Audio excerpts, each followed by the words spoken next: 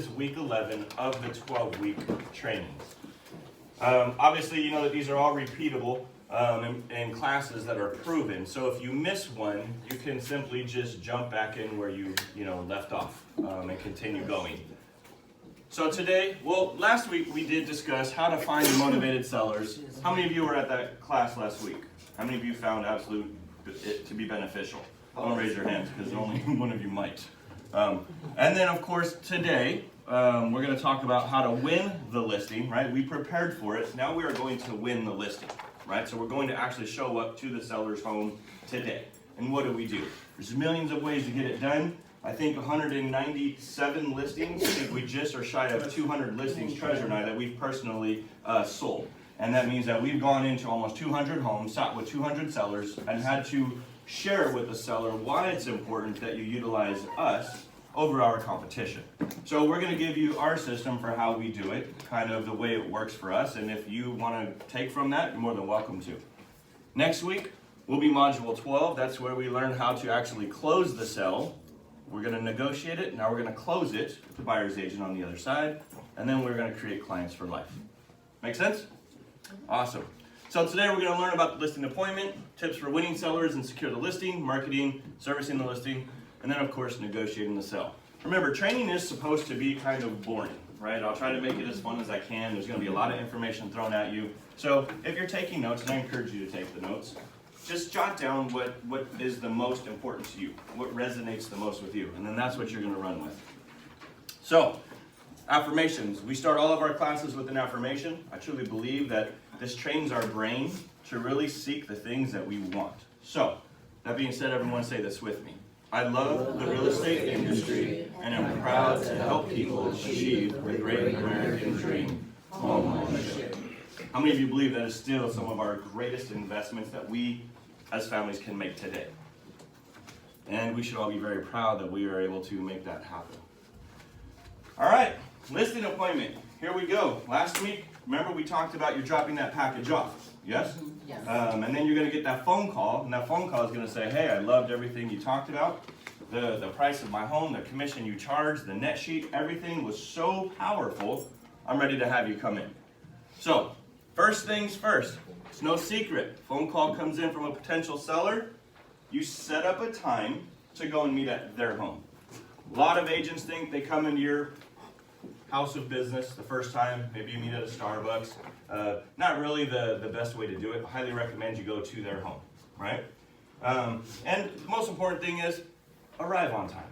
I can't tell you how important it is to arrive on time. It's better to be an hour early than 1 minute late. I'd rather sit in my car and catch up on some emails than to be 1 minute late. Don't make that mistake. Listing process, step 2. Now you arrive at the seller's home. What do? Most sellers are always going to have small children. They're going to have very clean carpets. Some of them have white carpets. Some of them culturally won't want shoes worn in their house, right? So one of the biggest things you can do is take your shoes off. Me, I like to make a bigger statement. I carry around these booties. And I put these booties on before the seller answers the door. I had a gentleman, Treasure and I, we get to the door, I have the booties on, and the guy goes to tell us if we wouldn't mind taking our shoes off, and instead he goes, damn. That was his response. And I thought, well, that's impressive, right? You're doing something that most people aren't willing to do. Everyone takes their shoes off. The goal right now is to create a wow factor. You've already started the foundation with the packet you dropped off. Now you're going to do something very small, very simple. You want to make sure you hand a business card right away. I don't know if any of you have ever been to the mall in Modesto, and there's these couple kiosks that you're walking by, and these people will try to hand you something, and they'll tell you it's free, it's free, it's free. And the second you take that, you're obligated. You're now obligated, and you get drawn into whatever they're selling you. It could be a hand lotion. Sat there and watched the guy rub lotion on Treasure's hand, and someone's over here rubbing lotion on my hand, and I'm just thinking, why did we take it? You know, we don't need lotion. Right? When you hand someone something, they are going to become obligated to you. And again, you're trying to set the foundation for that obligation. Ask the sellers, once you get inside, if you could start by taking a quick tour of the home. Most important thing is take notes. Everything you see while you're walking around of all the upgrades. It's very, very, very important that you leave that home knowing what the upgrades are. You don't want to come back and ask them, hey, did you say you had 2.5 bathrooms? Did you say you had crown molding? Was it wainscoting that was on the walls? You want to make sure you're taking notes. You're the professional. You want to look the absolute best. Make sense? Step 3, your tour is complete. Very simple. Is any of this rocket science so far? Does any of this seem like it's too challenging for agents that want to become listing agents? No. Okay. When you're sitting there, growing up, we always had conversations around a kitchen table, right? And we'd go in the kitchen, and whether it was a good conversation, a bad conversation, in business, doesn't even matter. We always talked around the table. And I think when families get together and you go around a table, it brings you close together. So I highly recommend not sitting on a couch if you can avoid it. Don't sit in a recliner and get too comfortable. You try and sit at a kitchen table or a dining room table and try and own that, right? You want to set the tone that you're leading and truthfully they're following. There's nothing worse than going on a listing appointment and the homeowner leads the entire conversation. They're in the driver's seat and now you can't set price. You can't really discuss anything because they have controlled everything from the start. Biggest and greatest question you can ask is why? Why are you selling? Someone tell me, why is that a very important question? You need to understand what their motive is so you can motivate them or help their motivation get done. Okay. What else? Throw it out there. Why are you selling a good question? Relocation. Relocation. Understand them. Understanding, yeah. You don't have a preconceived notion of why you're there. You're truly understanding your purpose. Yep. By serving them. Yep. Absolutely. All those are 100% spot on. It's called a heart issue, right? We genuinely care about our sellers. Last week we discussed sometimes it may not even be right for them to sell a home. Well, you know, I heard that interest rates are going down, and so I just feel like I need to sell because that's what my family's always done. Well, yeah, sure, you can, but let's explore your options. What is your real, true reason and passion for selling right now? Another thing is, a lot of times you're going to hear a homeowner say, well, we need to buy also. There's nothing worse than going through the entire process. 3 weeks goes by and you find out that they're buying another home and they're doing it through someone else because that agent was holding an open house. Your seller thought that you only sold homes. They didn't know that you also help families buy homes. So it is extremely important to know, why are you selling? Well, I need to buy a brand new construction. Well, have you gone out looking at any new construction homes yet? No, not yet. Tell you what, don't go on your own. Right? That is the death of all real estate agents. So don't go to the new home builder on your own. So, what do we have in place if someone is buying new homes? What's one of the greatest tools we have? It's a website. New Home Source Professional. You want to make sure that that's a perfect time to present that as an option to a homeowner that wants to buy a brand new construction. Why? Why? Because when they go on that website, it'll automatically send a notification to you. They're looking for it also to the builder saying that you're representing them to sell the home. So if they walk in without you, you're still getting a check in 6 months. How many of you are utilizing the New Home Source Professional website right now? Are you finding value in it, Carla? Yes, absolutely. Give me an example of value to you in that. Yeah, so I had a potential buyer message me and was interested in looking at some new homes in River Islands, and so I got him together a list, sent that to him, and it helped him by not having to go to each single builder and check out their homes. He was able to look at it just from that one site. Imagine if you have someone coming from Cupertino, right? Santa Cruz, Hollister, Bay Area, anywhere, and they're going to go check out new homes specifically. They don't need to do that anymore. Your new home website now shows them every single home, every single lot that's available, that's coming soon, and that hasn't even touched the market yet. Allow them to save their gas money. Let them view the floor plans, all the details, the pricing, everything they need. And now you've officially registered them. It's completely impressive. Let's say you get to the open house. You've already delivered your package. Not open house, listing appointment. You've already delivered your package the week before, but the homeowner says, well, do you have any comps in the area that you can show me? Right? How many of you have ever pulled comps to show a homeowner on a listing appointment? Okay? There's several ways that you can go onto the MLS and you can pull comps. One of the ways that I was taught over a decade ago at Coldwell Banker was to print a CMA. And the CMA would show days on market, cumulative days on market, list price, sell price. But here's what a homeowner saw. 4, 3, 2,500, 4,800, 122, 93. And they're looking at it, and they're thinking, what am I looking at? And instead of me understanding the art of turning the paper around and reading upside down, I'm staring at it so I can read it for myself, and no one has any idea what's going on. There is zero wow factor. There's something that every industry, every corporation, every company got right, and it's called a subliminal message. Everyone has heard of a subliminal message, yes? I don't know if any of you have ever bought a car, brand new, or you go to the car lot and dealt with a car salesman, but there's a gentleman who lived in Latin America, a devout Catholic, and he was selling cars. And he realized that in order to increase his business and enhance it, he had to show some type of subliminal message on paper to gain trust. So what he did was he started writing a cross on a piece of paper, which eventually, over the years, turned into 4 squares, and then the dealership will write in it. But he wanted to truly show a sign of respect, a sign of reverence, right? And he wanted you to trust him when buying a car. So that's where the cross came from. Very subliminal, but it really worked. Good morning, Stephanie. Using comparable sales, I believe there's only one true way to do it, okay? One true effective way to do it.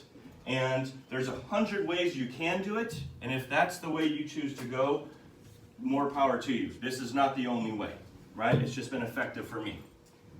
I would highly encourage everyone, what's that? I had something to add to Mhm. Please, yes. You know, when you're asking them why they're selling their home.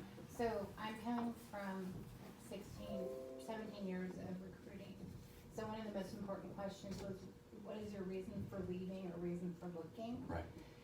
You also gain a perspective of how the person that you're selling the home for, how they make decisions. Do they make them emotionally, or do they make them logically? So are they more concerned about the emotional aspect, like their family, or are they more concerned about money? And that's how you learn how to communicate with them. If you're constantly trying to communicate with somebody who's data driven, they won't hear you. If you're constantly trying to, on an emotional level for the data driven person, but if you're constantly trying to push data on somebody, like, communicate with them in that way, on the emotion, who's emotional, they won't hear you either. So you need to, Well said. yeah. So Well said. 100% agree. Sometimes I feel like I should have been a firefighter, right? We put out so many fires, or I should have been, a counselor, a psychologist, because we deal with so many emotional issues, especially divorce cases and so much. So truly asking that why is going to allow you to deeper dive into your client's life. And I think that's really what it's about, Pulling comparables. If you don't have the Jing download software, I highly recommend you do it. It takes about 5 seconds. This is where you would go to do it. Jing just creates a different visual perspective where you can easily capture what's on your screen, print that, and give it to your potential seller. I'll show you what that looks like in a second, okay? As I've done the same thing. So your seller says, well, do you have any comparables, anything to really show me, right, what my home is worth? And of course, we want to show what properties have sold, okay? And we also want to create a subliminal message through what we're doing. Taking a look at how we would pull a sold comp. Let's say we're going to be working on 1811 Klamath, okay? You would first type in, under your listing locator on the MLS page, 1811 Klamath. Then what you're going to do is you're going to check the listing box, number 1. Then you're going to click on map, kind of like we looked at yesterday. Yes.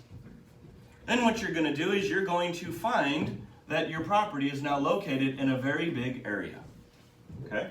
We don't really want to work on such a big area, but we can see where the property is located. Now what we're going to do is we're going to click on layers. And I can send these to everyone also if you ask for them. It'll help you. Once you click on layers, you're now going to choose the past 0 to 6 months for sold comps. Now we see how many homes have sold in this entire area. Now if you were farming, the way that we talk about, look at how much potential and how many months? 6 months you could have made if you were farming the right way. and the right content. So that's why we're very big on farming. That's why we teach farming in a lot of the training. Past 0 to 6 months, remember here's the home we're talking about. This is way too many comps, so what I need to do is I need to zoom in to a much closer view of the neighborhood that we're dealing with.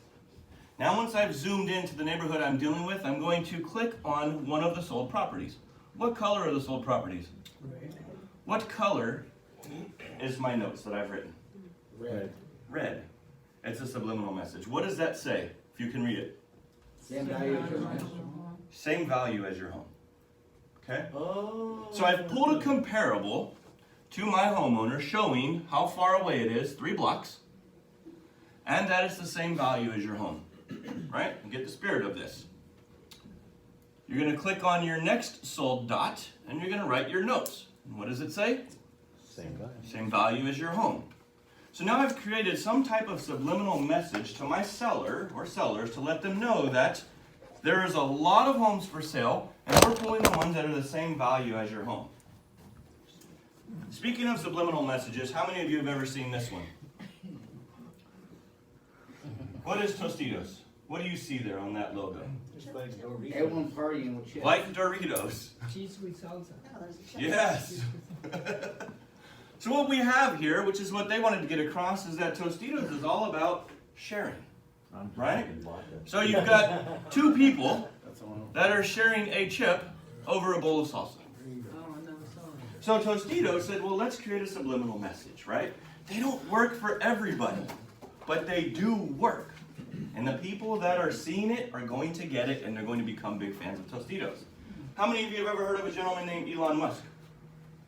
He said that he wanted his cars, in an interview, to be sexy. Now that is exactly what Elon Musk said. And they said, well, how are you going to do that? Every body shape has been taken on these cars. Interiors are already taken. Like there's really not much more you can do. He said, well, I'm going to create a Model Y, a Model E, Model 3, a Model S, and a Model X. And so he came out with his cars. There's 4 cars, the Model S, the Model 3, the Model X, and the Model Y that you can buy at Tesla. And he truly created his cars to become sexy. He stood out above the rest and said, I know how to do it. How many of you understand that we also have a logo at Realty One Group? How many ones do you see in this? 2. How many ones does everyone see in this? How many ones do you see in here? One. There is one right here. And there's another one right here. Yeah, it is. So we truly want to create the fact that we are one family, but we want to hammer that in as many times as we can in one area that we are one. Subliminal messages are powerful. Okay, and I'll show you how that plays in a second on your listing comparables. Pricing strategy. There's nothing worse than not knowing how to price a home or explain why pricing a home is very important when dealing with a seller. Easiest way to do it is to explain that the longer your home sits on the market, here's your list price, the less money you're going to make. So the idea isn't so much to just put it on at a high price. The idea is to list it appropriately. Well, if I'm going to list my home, yes, we offer dozens of tools to saturate the market with our listings, yes? But really it comes down to the pricing strategy. If we want to reach 90% of potential buyers who are going to look at your property, we want to list 15% below the market value, okay? What that's going to do is it's going to create buyers to think, ooh, that's a great deal. Now I'm qualified to buy at, let's just say, $300,000, but it's listed at $285,000. I've got to go look at it because I can totally buy that. And then when they get in there, what's going to happen? They're going to put an offer in, an emotional offer at $285,000, but it's an emotional offer. And then when they get a counter offer back, that there's 2 other offers on the table, they're not going to lose it. So they're emotionally invested. So now that offer hits the 300, the 315, the 325. Mauling. Okay? If you want to reach 75% of all buyers looking to buy right now, let's list your home, Mr. Seller or Mrs. Seller, 10% below market value. That homeowner says, well, you know what, I was really thinking, my neighbor sold at, 500, maybe we should go in at 505. Yeah, well, we're going to reach 60% of the market of the buyers that are looking to buy. I'm all for we could do that. We're going to sit a little bit longer, and the fear is at some point we might sit too long. So why don't we just move forward with a better listing strategy? Ball's in your court at all times though. You can choose to take the offer, you can choose not to take the offer. Does that make sense? You always want to make sure, and this was in your listing package that you dropped off on the porch as well to your seller. All right, for those of you that like closing statements, okay? You've showed your pricing strategy. Here's when you use your closing statement. I want you to remember CAMP. It's in your workbooks that were emailed to you. Here's how it sounds, okay? Mr. and Mrs. Seller. In all my years of experience, I've found that selling your home boils down to only 4 things. Price. Price is the most important because if it's priced too high, we will not get any offers and we may not get any showings. The second item is access. Buyers typically ask us to show them the vacant homes first, and then homes with renters or appointment only last, for obvious reasons. So access to show your home easily is critically important. Next is the condition. Obviously the condition of your property is important, and of course the last is me. I need to communicate with you in a timely manner, have my finger on the pulse of the market, and get you feedback. You see, when you sit in front of a seller and you perfect this, it's a script, and you need to say it. So if you're not a closer, you don't have a closing script that you've used, that's the one that it boils down to. In all my experience, selling your home boils down to 4 things. That's it. And when you can confidently say that, and they've called you there, you've now closed and you moved on. So what's the next step? We've closed. At this point, we've reviewed why. We've discussed the comps. You've got the Jing software to easily print it, pull it, and then we've presented our closing statement. And it's got to be very strong, your closing statement. Okay, you need to rehearse it. Practice makes perfect, and you've got to make that a strong statement because it's written very well. So here's our next steps to move forward. This is in order. Number 1, we're going to order a sign in your yard, and we're going to order the text writers on the sign as well. Remember, the text writers has lead capture. Okay? Lead capture means a potential home buyer is driving around the neighborhood and they see your sign. Now your sellers have do not disturb, maybe tenant occupied, whatever it might be on there. But your writer says text see me to 878787. And now this potential buyer goes on their phone and sends see me to this phone number, and immediately they get the website that you just built, or that was built for you basically the previous week. And now it says their name, it says their phone number, and it has their email address. And now you, Frankie, make a phone call to this potential buyer and say, hey, thanks for stopping by and checking out the home on 111 Havasu. Can I answer any questions for you? Well, yeah, we were just trying to see how much it is and wanted to check out the schools and neighborhood, and perfect. Now you've got a lead. Yes? Yes. That's the power of lead capture, and that's what your text writer is going to do. Then you're going to have Michelle Hall, your stager, go in, and they're just going to walk around each room and do a to-do list. Start in the kitchen, piece of paper, and write, clear off the counters. We move to the bathroom, clear off the counters. We move to the hallway, take the personal photos down, declutter. You have a to-do list, Mr. Homeowner. Once you complete your to-do list, the stager comes back and finishes. That's it. So far, very simple, but guess what it has? A process. A homeowner called you to say, what does it take to sell my home because I'm overwhelmed? My wife and I, my partner and I, my spouse, my family, we're all separating. My kids got nowhere to go. I know the house has to sell, and I'm frustrated. I don't know what to do. Worst thing you can do is sit there and say, well, tell you what, I'll get back to you. Tell you what we'll do. We're going to sell your house. Well, I know you're going to sell my house, but what are the steps? What's the process?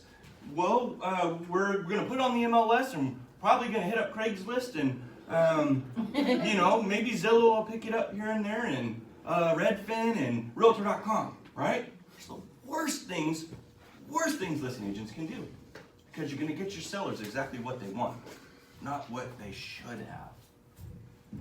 Chris Robb, the photographer, comes in next day. Now, if you've got your own stager, you got your own photographer, that's fine. Just get the spirit of this. The listing agreement will then be sent to you via DigiSign. If you have DocuSign, you don't need DocuSign anymore, because we offer DigiSign to all of our agents. But if you like DocuSign, keep using DocuSign. Okay? Listing or ZipLogix, whatever you have. Listing agreement is now sent via electronic signature. Then the next day we get it listed on the MLS, and then we have open house Saturday and Sunday from 1 to 4 p.m. How does that sound, Mr. Seller? Well, that sounds great, because this was overwhelming. And I didn't know what to put in the garage. I didn't know if I needed to get a moving storage, a moving company. What did I have to do? Well, it's real simple. Let Michelle tell you exactly what to do. And then when you're done, she comes back and finishes. It's real simple. The process is easy. So can we go back, why is getting the listing appointment or agreement 6 and not 1? Yes, thank you for asking that. The MLS clearly states, in order to avoid a $100 violation, your listing agreement, whatever date they sign, this is going to take you 5 days, let's just say. Whatever date they sign, you have exactly 3 days to have that home listed on the MLS. And so if someone says, hey, I saw that advertised, a week ago, and it's not been listed yet, and they put a complaint in, you're going to get a phone call from Cynthia in Sacramento from MLS Compliance. It's going to say, please email me your page 1 of your listing agreement and the last page. So So you always, this sign in their yard, that's better than a listing agreement. Yep. They're not going anywhere I at that thought we point. couldn't put a sign until we had a listing agreement. Oh no, coming soon. Put that sign up. Yep. Yes, add that sign. But the rule is you can't have an agreement if you have a coming soon sign, because then You want a coming soon sign? you can't have Got an it, agreement. okay. You can't have the agreement. It's gotta be one or the other. So we're gonna go 1, and then the day that we have the listing agreement signed, the following day we put on the MLS. Now we're within our 3-day compliance. So let's say you guys Great go on question. a listing appointment, and they gotta get their house fixed up, and it's gonna take a month or 4 weeks, and you sign a listing agreement. You start pre-advertising it, and you put a sign out front. You're supposed to go off when you signed it. So now your days on the market's 45 days, even though you're just putting on the MLS 45 days later. That too. So that is why it's number 6. Again, Even if you Makes get- sense. You're saying even if you get the waiver, correct? Even if you get the waiver, Right, the right. waiver is to protect you, so there's a 30-day waiver. The waiver is to protect you because now you have to send it to them and put it on file, but it's gonna go off what you sign, your listing agreement. You don't wanna have 45 With the days. You don't want to. Yeah. Hit the market. So even if you do, say you put it on the market and you go pending in 5 days, but the agreement is 45 days from that, now your days on the market are 50. You know what I mean? So that's what the MLS is gonna reflect, is from what your wages. So you put the sign first, and then you send the listing. Yes. How many days you have to send the listing agreement after you put the sign? You don't have a set days after the sign. The sign will just basically act as a temporary listing agreement to say, You're marking your territory. I'm marking my territory, yes. Gotcha. As long as you put coming soon. And you put the text right there. What if you, I is it, have some people that, sorry to interrupt you, we were in a meeting yesterday, and the broker, recommend to take the picture of the listing sign that is not on the market, and to call the MLS. Yeah, and I had that happen to me, so it might have been because of you, Juan, thank you. And I'm just kidding. So what happened was, I got a phone call, right? I got a phone call from Cynthia at MLS, and she said, hey, you have a listing agreement signed, and the listing agreement doesn't, your home's not listed.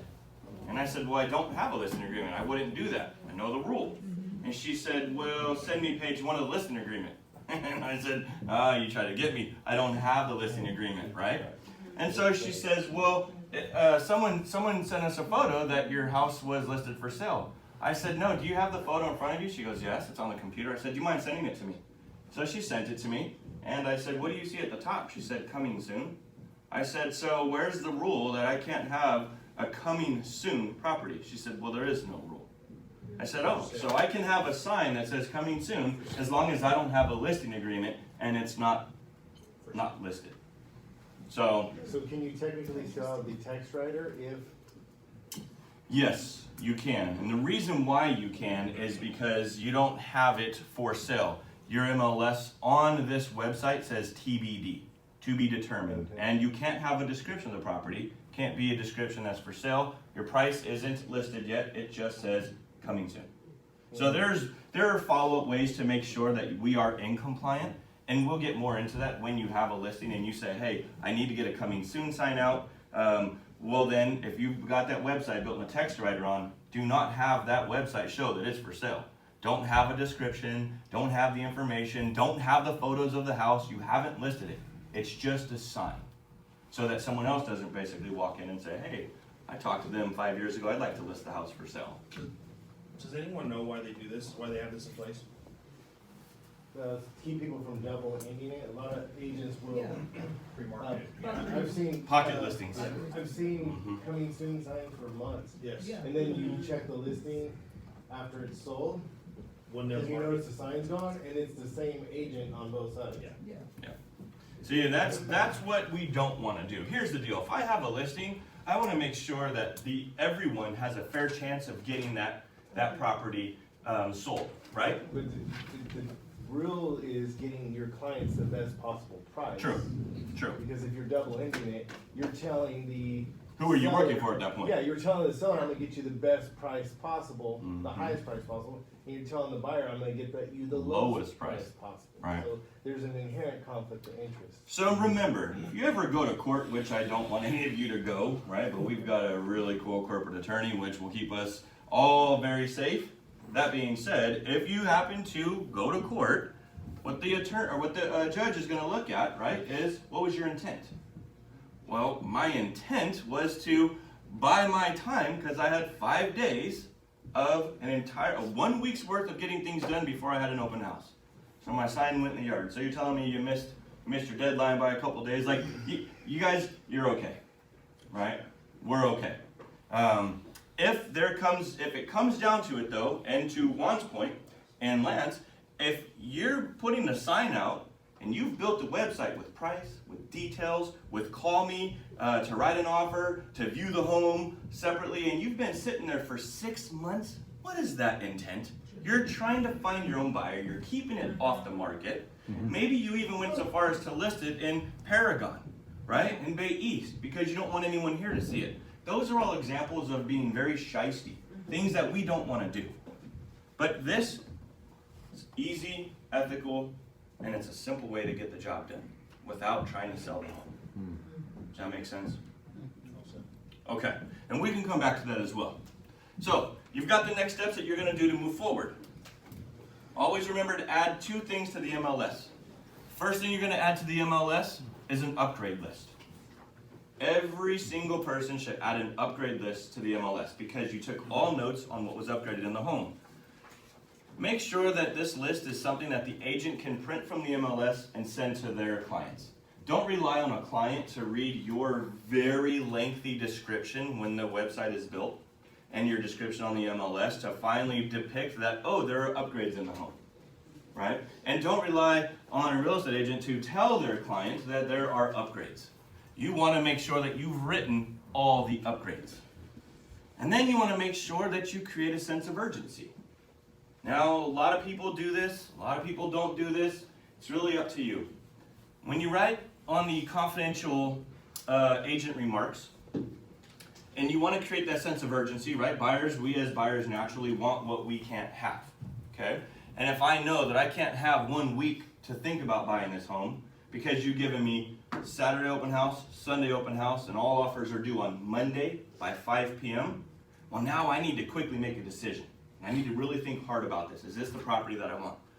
So this is something that you would also put on the MLS. I'm requesting that you have all offers due by 5 p.m. on January 15th, at which time we would like to review all offers. Thank you, seller 1 or seller 2 signature. If you put in the agent confidential remarks, all offers due on a specific date by a specific time, MLS requires that this be in there from the sellers. So don't just say in there all offers are due and not have this attached. You'll get a courtesy violation notice. Please make sure you add that. Okay? Make sense? Can you see that creating a sense of urgency is important? Yes. Yes. But not a lot of times do we create that sense of urgency. So why do we see some sellers have homes sold in 5 days and some have homes sold in 15, 20 days? Because the buyer knows that there's no specific deadline. In fact, some agents will advertise an open house 3 weeks out. Right? Offers aren't due for 3 weeks.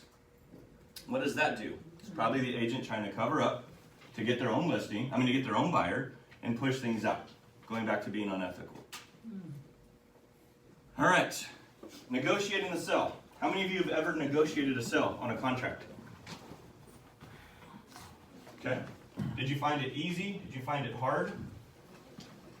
I found some hard, I found some easy, I found some, but it just depends on who's on the other end of that negotiating side, what relationship I have with them and how motivated everybody is and, you know, what's it boiling down to.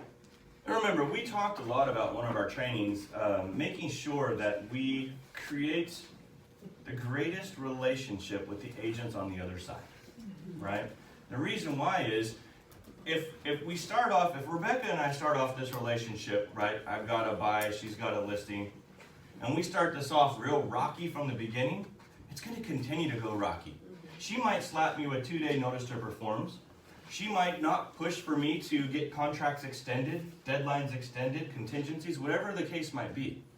So what we really want to do is we want to make the process smooth for your sellers, smooth for my buyers. We want them to have a memorable moment, but more importantly, me and you, we want to do business together. And we want to continue to do business together, and we want to fight for each other as often as we can.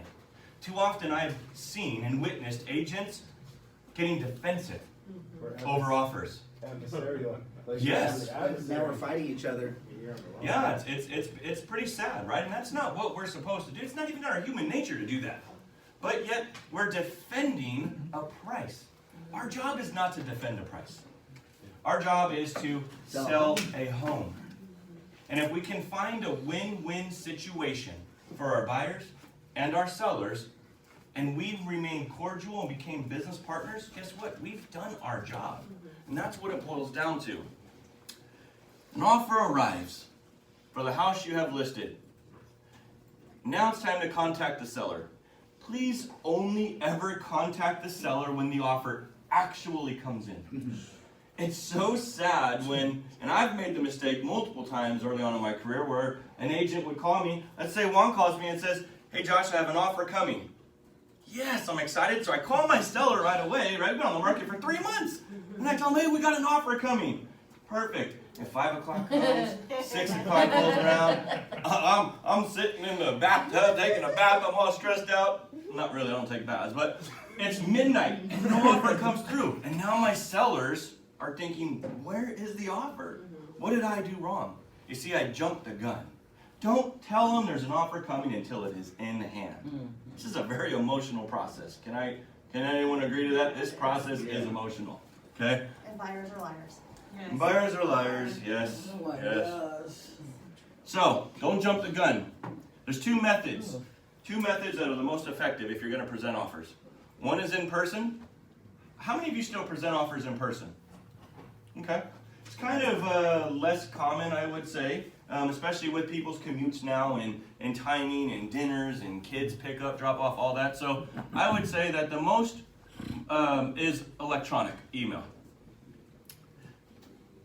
How many of you provide a net sheet for every offer that you present? Good, good, good. It is extremely crucial that if you have 5 offers that just came in, that each one of those offers has a net sheet attached to it. A net sheet is going to be what closes a deal immediately and the first time, typically without a counteroffer. Okay? How does that look? Who is the net sheet for? For the homeowners. Oh. So you're going to take an offer. So an offer comes in for, let's say, $100,000. Okay? And now my sellers, had a bottom line number that they wanted to walk away with after commissions and everything else. So what happens is you're going to go to links from your homepage.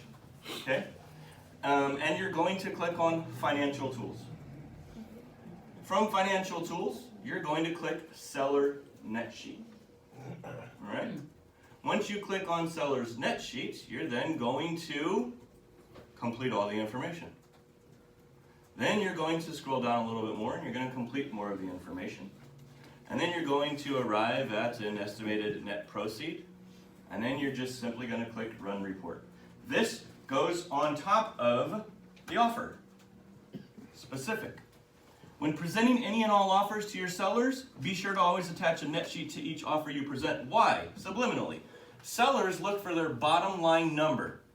That's what sellers really want. Now they might want to list at $550 because they're thinking that they're going to walk away with, a certain amount of money. And when you actually show them the net sheet, which is subliminal by itself, they might say, well, we were hoping to walk away with 200. You're telling me we're going to make 212 on this lowball offer that came in? Or on this less than list price offer? I wasn't aware of that. Let's run with it. In fact, don't even counter them. I've had it happen so many times where I've gone with agents who have not had a net sheet. And then the seller says, well, what am I going to walk away with? All these offers are too low. And then so the agent is sitting there and calculating, and I'm just watching the agent calculate, and finally they come down to a number where the seller says, well, why'd we list so high? This is the number we're looking for. And so it's just a reminder that never, ever, ever sell your commission if you're trying to get 6%. You sell the bottom line. What's the net? Right? It doesn't matter if I'm charging you 3, 4, 5, 6% if you're getting the net that you want. So just always have a net sheet. Everyone clear on how to pull that? Of course, I have the slides ready for you. Now, what about like all the doc fees, the, appraiser, can you get all that? I've never used that from. So I'll give you a guide to follow for Okay. that you would put in there. The only things you need to put in there. And title company also pulls these for you. If you wanted them to just give you Because a I net usually sheet. ask them for a net sheet. Yeah, it's a lot easier to ask them for a net sheet. I would rather see you do it a few times on your own so you understand Well, I what like it is. because then it makes you seem more. Well, also sometimes, Multiple. you get 5 offers, you can't send them all to title and say, hey, run all 5 of these and get Yeah. back to you by 4 o'clock. But There if you you just go. get one, If you get based one, on you their have all the fee, numbers. Yeah, but if I just got one on their you fee, plug you it all say. in yourself. Yep. So have a cheat sheet basically, Yeah. right? Yeah. Okay. How many of you think that this is the most important thing you could attach to every offer? Top page. This is what you're going to make with each one of these offers. That's the best way to Guesswork's do it. done. Best way to do it. Guesswork is all done. Same way I submit an offer, I show the agent what I'm asking for on that first page. So, hey, here's my contract details. Here's my 5 points of bullets. Here's our bottom line. Yep.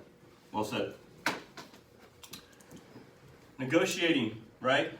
One of the biggest things on here is help your sellers understand price and terms. There used to be a market, right, where sellers could get the price they wanted and the terms they wanted. Because we had began shifting into more of kind of a buyer's market, right? Sellers usually don't get both anymore.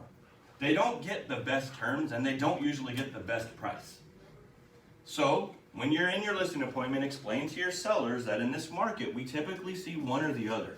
You're either going to get a good price and not the best terms, meaning 21-day loan contingency. They might want, no rent back offered to you. They probably going to take 17 days to do the appraisal, 17 more days to do, item 14B1 on their disclosures. So, at the end of the day, Mr. Seller, Mrs. Seller, we're really going to look for one or the other. Or I'm going to negotiate the best price and the best terms, but just be prepared that we may only get one or the other. And that's where your role, when you asked why, right? That's where they're going to tell you. Well, I honestly, I just got to get out of here in 15 days. I just need an offer as fast as I can get. And if you didn't know that, right, from the very beginning, you're going to still be trying to push the highest price possible. And you're going to miss the entire seller's need, which was my reload company is going to pay for any gap I have. Just sell it as fast as I can, or I miss that whole reload package. So understanding from the very beginning why will lead you to understand what's most important to your sellers, price and terms, or both. Anyone have anything to chime in on that? Sometimes I think terms are more important than price.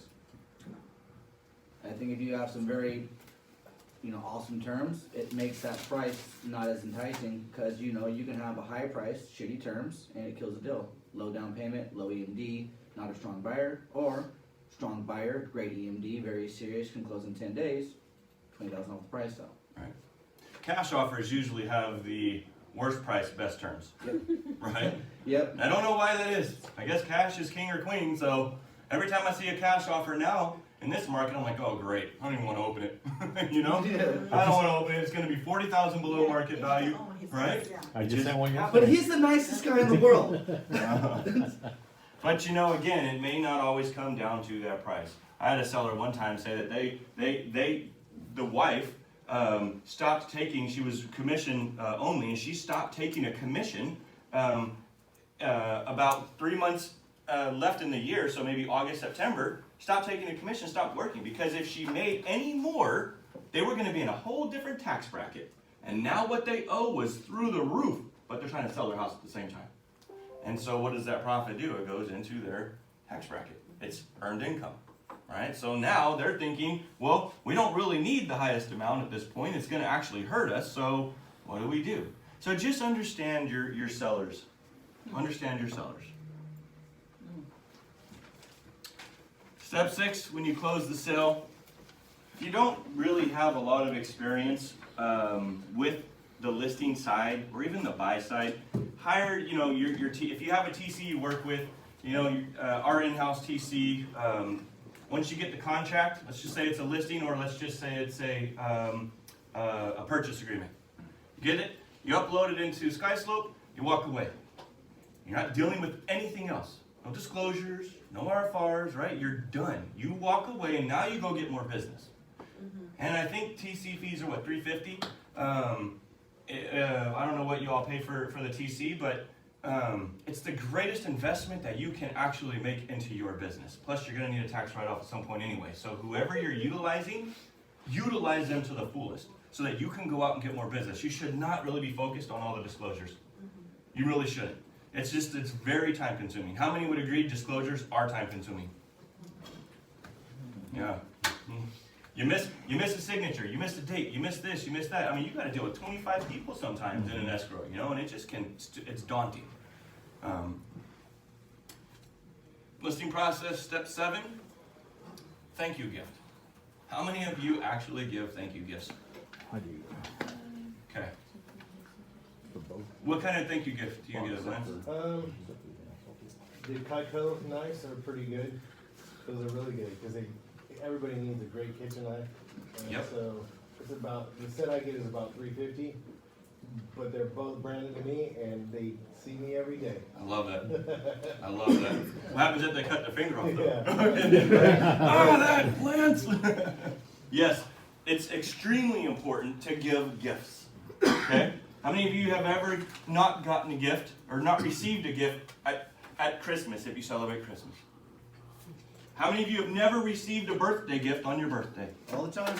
Not even a birthday card, right? It's kind of that like, you know, like it's a real special day. You just gave me keys to my home. It's a very special day. I, in return, gave you, you know, $10,000, and you didn't get me anything. Giving a gift, something that's lasting, that's memorable. I think a bottle of wine is kind of old school, it's out of date. Once they consume it, it's gone, right? Out of sight, out of mind.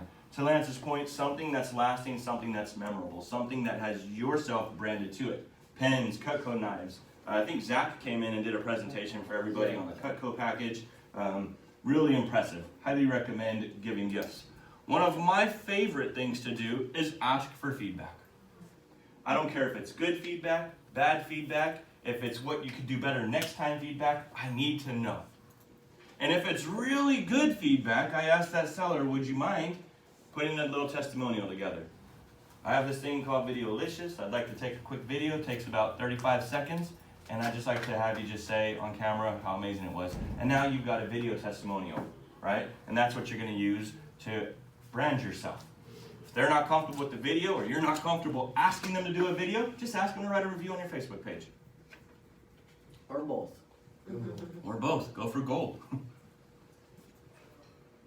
One of the best gifts I like to give is the reward and programs. It's one thing that's also branded to you. I don't specifically think it's as good as the Cutco, but it's an option. If you go to your back end, you just simply type in Halo, and then it'll take you to, it'll take your clients here where they can click on shop. You're gonna send your client a package, a homeowner gift packet level 1, 2, 3, or you're gonna send them level 4 or 5. This is where they would go. But in this packet, it's gonna have this whole folder open up. And it's gonna be your personal note thanking them for working with you. And it's gonna be branded to them, and it's gonna say, I've given you a $500 gift, but instead of me picking it out for you, I want you to go here and pick it out. And now they get to go pick out their gift. Movado watches, diamond earrings, there's vacuum cleaners. I mean, it's crazy what's on there, right? Golf clubs, But they now have the chance to pick out what they want. And then it asks them to go to your Facebook page and to write a review. And then to share a photo of what they get. It's really kind of cool. I still personally think, though, that the Cutco is my favorite. But if you want to let someone pick, you can actually choose how low. If you're selling a trailer for 80 grand, you might want to go here. Reality is that. Questions on the gifts? Okay. Listing process. Step 7. You're not done.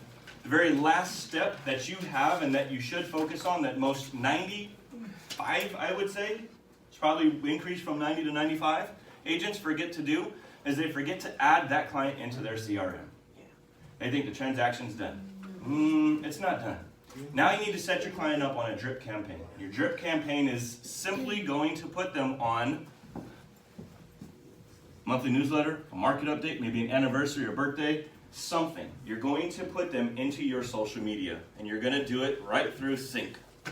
All you're going to do through your back end is you're going to go right to your contacts and leads, and you're going to add them in there. Let's say you have 500 leads right now. Okay? You're going to take those leads, and you're going to simply go to your contacts and leads, and you're going to click import, and you're going to put all your leads in your Sync. And now your CRM, you're going to set up each one of those leads on a drip campaign. Maybe your drip campaign is cold call. Maybe it's an open house campaign. You just met someone from open house. Maybe it's a seller campaign, a buyer campaign, a warm lead. Whatever it is, you're just going to put them on a campaign so that you can constantly stay in front of your clients. This is your database. If you don't have a database, you don't have a business. You're going to be chasing a paycheck for a long time. It's just not the way to do business. So I encourage you to begin using your contacts and leads, especially when you close. You put them in there, because what's going to happen? They're going to remember you in 3 months because they've gotten 3, 4, 5 emails from you. Relevant emails. And they're going to say, hey, you know what? I wanted to reach back and tell you that my neighbor's looking to sell. We just moved in down the street, but she wants to sell, and I keep seeing from you, so I thought maybe I'd refer you. Don't become out of sight, out of mind. Lastly, make sure that all of you are telling your clients about your concierge service, Move Easy. Okay? Make sure you're telling your clients, and I just told clients when we took a listing that Ingrid wrote on, we're sitting at their house, and client said, you know, this is going to be a crazy move for us. And I said, well, there's nothing worse than moving. Personally, I'd rather have the flu than move. Moving just never ends. It doesn't go away. And so I told them about our Move Easy concierge. The guy said, you got to be kidding me. That really takes place? I said, yeah, you're going to get one-on-one personal service. Human contact. And they're going to make your move beyond smooth. They're going to set up your date nights. They're going to set up babysitting. They set up your entire calendar. So my seller sends me a text last night and said, this is the easiest move we've ever made. And I thought, man, this company, right, free to our clients, makes us look so good. So take some pride when you go into contract and let them know that Abe or Katie or someone's going to call them, and they're going to get them personally set up for the rest of this transaction. Does that work internationally for international moves? I don't. We haven't hit I don't quite there know. yet. I just had a client move to Japan, just curious. Wow, I would, you know, I don't know. I don't know that it would, but I would hope so. But wow, what an incredible story. You'd have a whole new market to reach right there. Yeah, that's powerful. So, questions, comments, concerns? I know, the curtain, that is my favorite. I love the curtain. You want to see it again? Oh, there it goes. So, remember, there's a million ways to do business, okay? There's a million ways not to do business. All you have to do is find what works for you. If you're just starting out, you're new to the business, if you've had a slow couple years, maybe a slow few months, and you just need to rev up, ramp up, I highly recommend you try everything. Try everything. And remember, you're probably going to work with more buyers early on than you will with anyone else. So rev up number 1 that we talk about is the introduction. It's basically, we start not next Tuesday, but the following Tuesday, week 1. And week 1, basically it takes you from I don't know what to do to 12 weeks graduating and being a listing agent. You move through the entire cycle. I just started, or I'm slow, I need to ramp up, and now you're a listing agent. Okay? So, I appreciate every single one of you, and I want to say this, you have this in your workbook. Remember, there's a million habits that we can create. I want every single one of you to focus on this one habit in your business life from here on out. And it's to make sure that you're doing your 3 calls, your 6 notes, and your 3 ads every single day. Begin building your database. Okay?